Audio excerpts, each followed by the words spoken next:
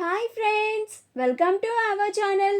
గుండె నిండా గుడి గంటలు సీరియల్ నెక్స్ట్ ఎపిసోడ్లో ఏం జరగబోతోందో ఈ వీడియోలో చూసి తెలుసుకుందాం. మీనాకి ఎదురు తిరిగిన శివ అసలేం జరిగింది అని తెలుసుకోవడానికి ఈ వీడియోని స్కిప్ చేయకుండా ఎండ్ వరకు చూసేయండి. పార్వతి మీనాకి కాల్ చేసి, మీనా నువ్వు వెంటనే ఇంటికి వచ్చి ఆ శివ గడితో మాట్లాడు.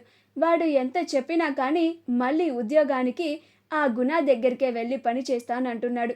పైగా వాడి చెయ్యి కూడా ఇంకా సరికాలేదు కదా. నేను చెప్పినా కానీ అస్సలు నా మాట వినడమే లేదు. చాలా మొండిగా మాట్లాడుతున్నాడు. నువ్వైనా వచ్చి వాడికి సర్ది చెప్పి కొన్ని రోజులు ఎక్కడికి వెళ్లకుండా ఇంట్లోనే ఉండేలాగా చూడు. అలాగే ఆ గుణ దగ్గర మళ్ళీ ఉద్యోగం చేయనివ్వకుండా మాట్లాడు అని అంటుంది.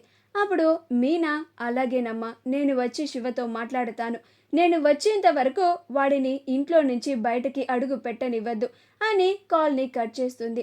అలా మీనా శివతో మాట్లాడడానికి తన పుట్టింటికి వెళ్తుంది.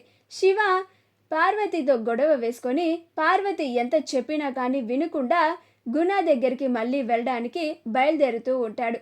అప్పుడే మీనా అక్కడికి వచ్చి, ఆగు శివ అని అంటుంది. అప్పుడు శివ, ఏంటక్క అని అంటాడు. అప్పుడు మీనా, నేనెందుకు ఆగమన్నానో నీకు అర్థం కాలేదా అని అంటుంది.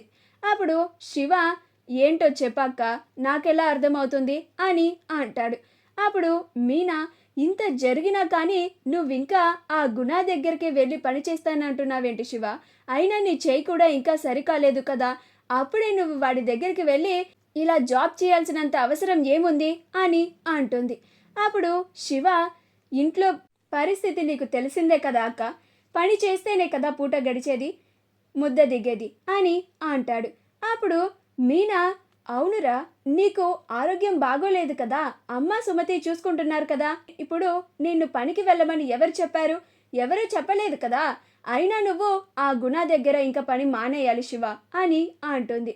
అప్పుడు శివ, నేను గుణ దగ్గరే పని చేస్తానక్క. నేను మీరెవ్వరు చెప్పినా కానీ అస్సలు వినను. గుణ దగ్గరే నేను పని చేస్తాను అని అంటాడు. అప్పుడు మీనా, అది కాదురా, నువ్వు ఇలాంటి పరిస్థితుల్లో ఉండడానికి గుణనే కదరా అని అంటుంది. అప్పుడు శివ, నేను ఇలాంటి పరిస్థితుల్లో ఉండడానికి కారణం గుణ కాదక్క. గుణనంటావేంటి నువ్వు? నేను ఇలాంటి పరిస్థితుల్లో ఉండడానికి కారణం మీ ఆయన కోపం వల్లే, ఆయన తొందరపాటుతనం వల్లే, ఆయన కొట్టడం వల్లే నేను ఇప్పుడు ఇలాంటి పరిస్థితుల్లో ఉన్నాను. లేకపోతే రోజు చక్కగా కాలేజ్కి వెళ్ళి చదువుకుంటూ పార్ట్ టైం చేసుకుంటూ బతికేవాడిని.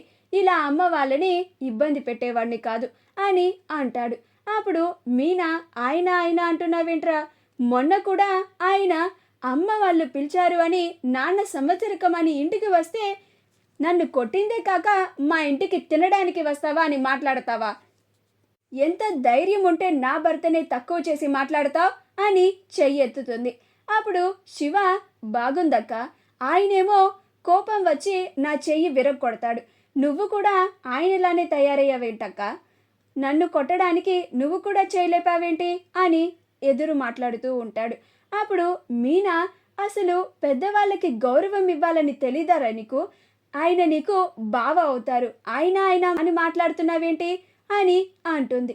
అప్పుడు శివ, ఇలా నన్ను కొట్టే వాళ్ళని, మా ఇంటిని తక్కువ చేసి చూసే వాళ్ళని, మమ్మల్ని గౌరవించని వాళ్ళని నేను కూడా గౌరవించనక్క అని అంటాడు. అయినా నా చెయ్యి విరగొట్టిన వాడిని నేనెందుకు గౌరవించాలక్క? నేనెందుకు బావా అని పిలవాలి అని అంటాడు. అప్పుడు మీనా, చూసావా అమ్మ, వీడు ఎంత పెద్ద మాటలు మాట్లాడుతున్నాడో. మనం వీడిని చిన్నపిల్లవాడు అనుకున్నాము, కానీ వీడికి నోటికి ఎంత మాట పడితే అంత మాట వస్తుంది అని బాధపడుతూ అంటుంది. అప్పుడు పార్వతి, రే శివ, ఏంటా మాటలు అని అంటుంది.